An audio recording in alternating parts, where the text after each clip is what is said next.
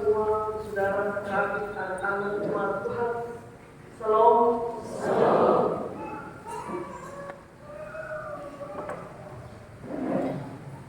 Iman kita mengaku Allah sebagai pencipta langit dan bumi dan segala isinya, termasuk manusia. Ketika manusia dari berbagai belahan bumi hadir dalam kekasan warna kulit, warna mata atau bentuk mata, jenis rambut atau warna rambut, dan juga tampilan fisik lainnya yang berbeda-beda, maka iman kita pun bersaksi bahwa semua yang berbeda itu diciptakan oleh satu pencipta, yaitu Allah. Dan kalau semua yang berbeda itu diciptakan oleh satu pencipta, yaitu Allah, maka kenapa kita masih saja sering melihat perbedaan fisik sebagai persoalan, sehingga muncullah istilah rasis. Pemazmur menggugah kita dengan nyanyiannya tentang kemurahan Tuhan. Ketika sesama manusia melihat perbedaan mereka secara fisik sebagai persoalan,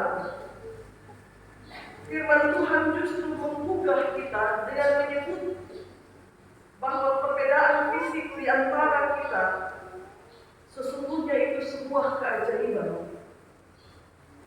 Dan itu menjadi bukti dari kebesaran Tuhan yang harus diceritakan terus-menerus dan turun-temurun, supaya manusia bebas dari pemikiran yang rasis. Dia harus melihat perbedaan itu sebagai keajaiban yang datang dari satu pencipta. Dan itu harus diceritakan terus-menerus turun-temurun.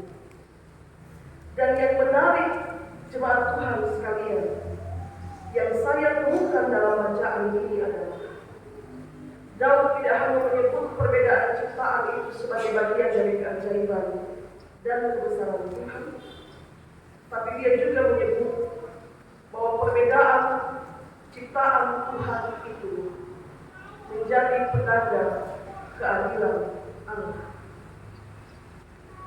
Kita lihat keadilan Allah dalam ciptaannya secara khusus manusia yang berbeda-beda. Kalau saya berambut keriting, yang lainnya berambut lurus, yang lain beropak. Kalau saya matanya mungkin agak sedikit besar, yang lain kecil, hidung saya standar, yang lain mancung. Maka dalam perbedaan fisik yang demikian, sesungguhnya Allah sedang menyatakan keadilannya bagi dunia. Bahwa kalau saya ini berambut keriting dan sesama saya yang lain berambut lurus, itu tidak berarti bahwa Allah tidak adil bagi salah satunya, karena kita berbeda. Justru Allah itu adil dalam ciptaannya yang berbeda-beda itu. Sebab tidak ada satupun tampilan fisik yang dapat dengan berbangga diri mengatakan bahwa dia lebih baik daripada tampilan fisik orang lain. Dan kalau kita bicara tentang keadilan Allah, maka semuanya itu akan setara dalam pandangan Allah. Jadi sebenarnya firman Tuhan ini mengatakan bahwa kalau kita berbeda secara fisik, ya, kita sesungguhnya tidak boleh muda, atau bahasa kerennya menjadi insecure. Karena itu bukti keajaiban Tuhan. Tuhan ajaib bagi saya dan keadaan saya yang demikian. Tuhan juga ajaib bagi sesama saya dalam keadaan yang demikian. Karena itu nyanyian Daud dalam ayat 9 itu Daud bernyanyi, Tuhan itu baik kepada semua orang, dan Dia juga penuh rahmat terhadap segala yang dijadikan, segala. Nah, kalau Tuhan ternyata suka berbeda perlakuan terhadap ciptaannya secara khusus manusia, maka nyanyian dalam ayat 9 bacaan kita itu tidak akan pernah ada. Jadi ketika Daud menyebut perbedaan fisik kita dalam ciptaan Tuhan itu sebagai bentuk keadilan Allah, kebesaran Allah, keajaiban dari Allah, maka sebenarnya Bapak-Bapak, kita masing-masing ini pada diri kita dengan seluruh tampilan fisik kita, sebenarnya kita adalah pesan yang hidup dari Allah kepada dunia. Bagaimana melalui kita Allah berbicara tentang cinta kasih dan keadilan, bahwa Allah mengasihi saya dan seluruh keberadaan Allah menjadi tanda bahwa Dia juga adil terhadap saya. Keadilan Allah yang lain, ketika saya mengalami kejatuhan, Tuhan menolong saya, demikian kata Thomas. Tapi pada sisi hidup yang lain, saya juga melihat bahwa ketika sesama saya mengalami kejatuhan, Tuhan juga menopang dia. Maka di manakah letak perbedaan saya dengan dia? Kalau ketika kami sama-sama mengalami kejatuhan, ternyata Tuhan bukan hanya menopang saya atau menopang dia, tapi Tuhan menopang semua orang yang mengalami kejatuhan. Itu keadilan Allah bagi kita. Yang berikut bagaimana? Ketika saya lapar, dalam nyanyian Daud, Tuhan berkenan membuka tangannya dan mengenyangkan saya. Tapi pada sisi yang lain saya lihat, ketika sesama saya mengalami kelaparan, Tuhan juga berkenan membuka tangan pengasihannya dan mengenyangkan dia. Maka apa perbedaan saya dengannya? Kalau ternyata ketika kami sama-sama membutuhkan berkat jasmani, Tuhan tidak hanya membuka tangannya untuk saya atau untuk dia dan mengabaikan saya, tapi Tuhan membuka tangannya dan mengenyangkan segala yang hidup. Itu keadilan. Keadilan Allah dalam seluruh ciptaannya yang Dia nyatakan, meskipun itu nampak berbeda secara fisik. Bapak-bapak, tapi kita lihat lagi ada satu keadilan Allah. Kalau Allah Dia adil dalam memperlakukan semua ciptaannya, tanpa membedakan mereka secara fisik untuk menerima anugerahnya. Firman Tuhan pagi ini juga mau mengingatkan kita tentang satu keadilan Allah yang lain, bahwa Allah juga menaruh keadilannya pada soal kebenaran dan kefasikan. Meskipun Dia mengasihi semua orang, Dia tidak membedakan. Tapi dalam soal gaya hidup, kebenaran dan kefasikan, saudara perhatikan baik-baik, Allah juga menaruh keadilannya di situ. Meskipun Dia berkenan membuka tangannya dan mengenyangkan manusia, meskipun Dia berkenan menopang mereka yang jatuh, meskipun Dia berkenan mengangkat mereka yang tertunduk, tapi perhatikan baik-baik bacaan kita pagi ini, Bapak-Bapak. Tuhan itu Dia hanya dekat kepada orang-orang yang berseru kepadanya dalam kesetiaan. Dia hanya melakukan kehendak orang-orang yang takut akan Dia, dan Dia menjaga orang-orang yang mengasihi. Saya berharap sampai sini Bapak-Bapak mengerti. Dia mengenyangkan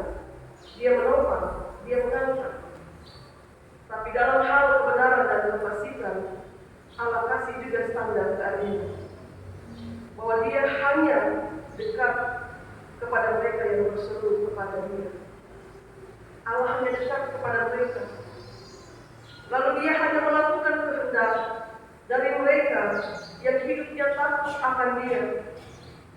Dan juga Dia menjaga orang-orang yang setia mengasihi Dia. Itu keadilan Allah. Maka sering kita berpikir bahwa saya berdosa begini, tapi Tuhan masih kasih saya berkat. Saya berdosa begini, tapi lihat Tuhan masih menopang saya. Saudara, semua yang engkau alami itu kemurahan Tuhan. Tapi jaminan kedekatan, jaminan penjagaan, dan jaminan pengabulan doa itu hanya diberikan kepada mereka yang selalu berseru kepada Dia dengan setia, yang takut akan Dia, dan yang setia mengasihi Dia. Sekali lagi, itu keadilan Allah. Allah tidak membedakan orang secara fisik, tapi dalam hal gaya hidup, dalam hal kesetiaan, Allah punya standar keadilan yang jelas, bahwa hanya kepada mereka yang setia, hanya kepada mereka yang dekat kepadanya, mereka disediakan berkat yang disediakan bagi orang-orang benar. Karena itu lihat bacaan kita Bapak-Bapak. Allah menyebut dengan jelas tentang kebenaran dan kefasikan, tentang orang-orang benar dan orang-orang fasik.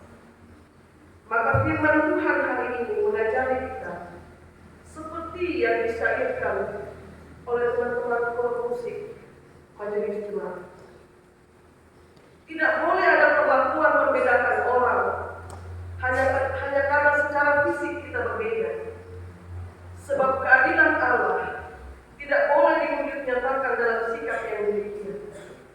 Karena itu firman Tuhan bilang, salinglah mengasihi satu dengan yang lain, saat satu membutuhkan, yang lain memberi diri untuk menopang, dan seterusnya, dan seterusnya. Tapi kita manusia juga perlu mengingat bahwa keadilan Allah itu juga akan dinyatakan kepada orang benar dan orang fasik. Kenapa Bapak-Bapak? Karena Allah kita menuntut kesetiaan. Allah kita menuntut kesetiaan. Saya membatasi untuk menyampaikan bahwa tidak membedakan orang, maka Anda harus mengasihi dia. Itu kita semua sudah tahu, Bapak-Bapak. Kita semua sudah tahu bagaimana kita harus berlaku dalam kehidupan kita. Bahwa mata jasmani melihat kita berbeda, dan ketika dia butuh kita ada untuk menolong dia dengan segala kemampuan kita. Itu tugas kita, dan kita semua sudah tahu. Tapi yang ingin saya sampaikan pada dasar lebih mendalam dalam renungan kita pagi ini, soal keadilan Allah, standar keadilan Allah dalam hal kebenaran dan kefasikan. Sebagai hamba Tuhan, saya perlu menyampaikan kepada jemaat, mari kita berhenti hidup dalam kefasikan, hidup jauh dari Tuhan, dan menganggap kita kuat dalam segala sesuatu, meskipun kita tidak mengingat Dia di dalam segala sesuatu. Itu salah, teman-teman. Apalagi kalau pertama kita memakai kesetiaan beribadah sebagai tameng untuk menutupi kefasikan, itu tidak benar berhadapan Tuhan. Saya kira ini punya korelasi dengan pemberitaan firman minggu yang lalu. Bagaimana orang-orang dalam kefasikan, mereka berdosa dan mereka tahu mereka berdosa, tapi memakai korban persembahan sebagai tameng untuk menutupi kefasikan mereka.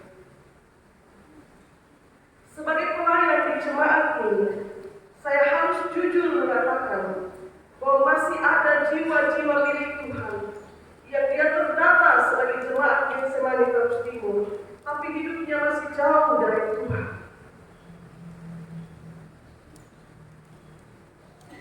Dan dia juga jauh dari gereja, jauh dari musuh Tuhan.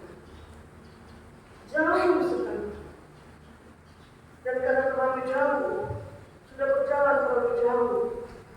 Ketika kita panggil, dia tidak lagi mendengarkan panggilan kita untuk kembali pulang, kembali ke persekutuan. Jauh. Secara jasmani telinga mendengarkan bunyi lonceng gereja, tapi hati mereka jauh dari Tuhan. Gereja tidak berpindah, teman-teman. Dia ada di sini. Bangunan ini ada di situ.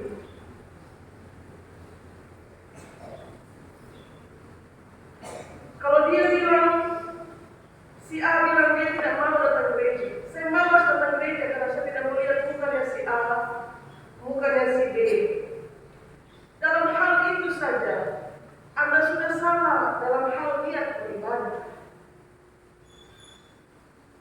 Sebab esensi dari ibadah itu penyembahan kepada Allah yang dinaikkan dengan segala ungkapan syukur. Minta terima kasih karena Tuhan sudah memberkati. Bukan untuk menghakimi bahwa saya malas lihat mukanya si A, mukanya si B. Anda berjalan terlalu jauh.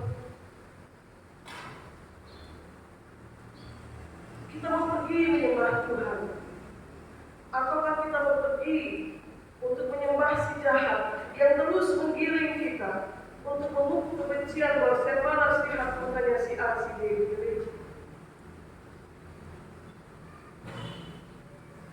Ingat Bapak Ibu, Allah itu menuntut kesetiaan. Dalam hal kebenaran dan kefasikan, Allah tidak membedakan orang.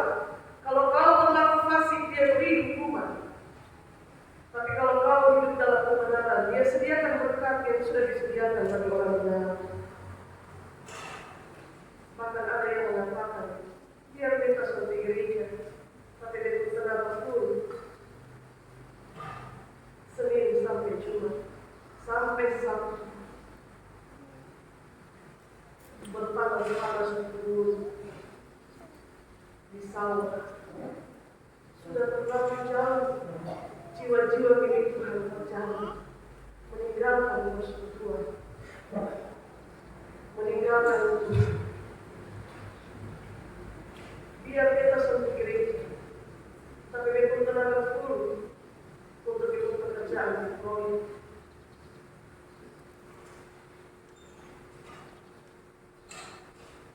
Kepada jiwa-jiwa milik Tuhan yang masih jauh hidupnya dari Tuhan, dari persekutuan bergereja,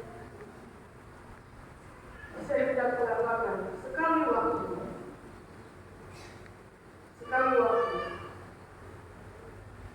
ambillah waktu untuk merenung.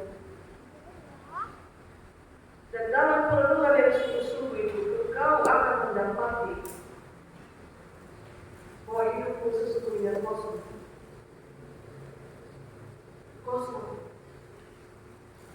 Sekalipun engkau mengatakan saya kuat untuk bekerja. Karena kita punya hidup bukan hanya jasmani, tapi juga rohani. Kita tidak hanya kasih makan kita punya jasmani, tapi juga rohani. Jangan terlalu jauh berjalan. Karena kadang-kadang kalau sudah terlalu jauh, lupa jalan pulang. Jangan juga terlalu jauh berjalan. Karena kalau sudah terlalu jauh, kadang-kadang mau kembali semua. Apalagi ditambah kalau kita tidak tahan dulu, kita bilang, gimana satu mau melihatnya?